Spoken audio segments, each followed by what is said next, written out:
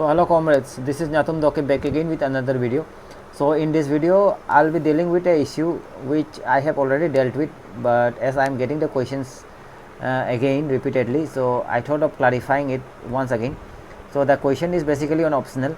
So how many optionals are there, and then which optional is scoring or what optional to take. So these are the questions. So for the first question, I want to tell you that there is only one optional. एक ही optional है, and for that one optional you will have two papers. So एक optional का दो paper होगा. सो इसमें ऐसा है कि if you are opting for political science suppose, तो पॉलिटिकल साइंस का ही फिर पेपर 1 पेपर 2 होगा, जो कि 250 मार्क्स का होगा. इसके बाद 500 मार्क्स का एक ऑप्शनल है. So I am repeating again, there is only one optional and that optional will have 2 papers. So एक ऑप्शनल है, एक ऑप्शनल का ही 2 पेपर है. So I hope this clarifies your queries with regard to how many optionals are there. There is only one optional. तो उसके बाद the other question is which optional to take और कौन सा optional is scoring. So that is another question.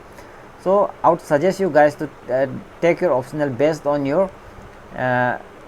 like graduation or test or area of interest. तो इसका basis पे लीजिए कि ग्रेजुएशन आपका क्या में है, मास्टर्स क्या में है, और आपका टेस्ट और इंटरेस्ट क्या में है. Take that optional only. जैसे कि if you have done masters in some subject, so don't leave that subject according to me I am telling. उसको मत छोड़िए, क्योंकि anyway you are going to get questions in interview from that subject. So if you are interested in that subject, masters किए तो obviously interest होता होगा. So you take that subject and that subject will help you in other exams as well. NET JRF वाला exam या other DYC का exams होता है, तो वो सब में भी हेल्प करेगा आपको. तो वही सब्जेक्ट आप लीजिए. और दूसरा का बात, you should not listen more much. दूसरा का बात ज़्यादा मत सुनिए कि it is not scoring, it is scoring, ये सब बात मत सुनिए. जैसे कि this time I have not scored well in political science, as you have seen my score card in the group I have uploaded. So I have not scored well, but it is not that everyone in political science has scored bad. वैसे नहीं है. I have friends who have scored good marks.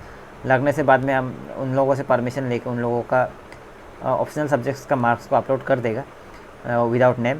So they have scored good despite their inability to clear the mains और the interview.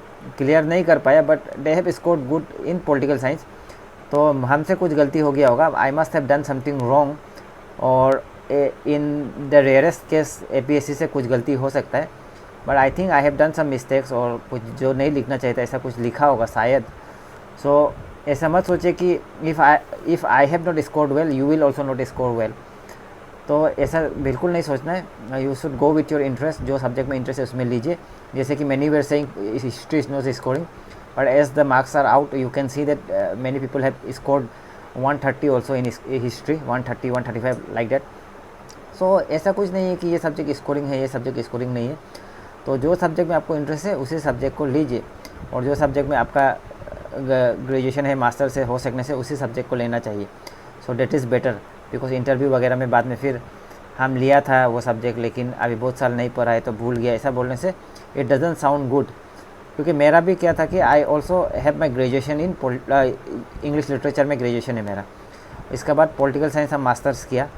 So after date अभी तो बहुत साल हो गया इंग्लिश लिटरेचर किया हुआ, तो फिर हमको इंग्लिश लिटरेचर पूरा पढ़ना पड़ा फॉर माई उसके लिए, फॉर माई इंटरव्यू. सो ऐसा होता है, इसीलिए you take the subject which you have done graduation and masters. जो किया उसी को ले लो सकने से. दूसरा का बात मत सुनो कि ये स्कोरिंग है, स्कोरिंग नहीं है. Each and every subject is scoring if you right well. तो वही है. तो I hope this clarify your queries. तो एक ही ऑप्शनल है, लास्टली अगेन सेइंग. तो एक ऑप्शनल है, उसका 2 पेपर है. So thank you very much.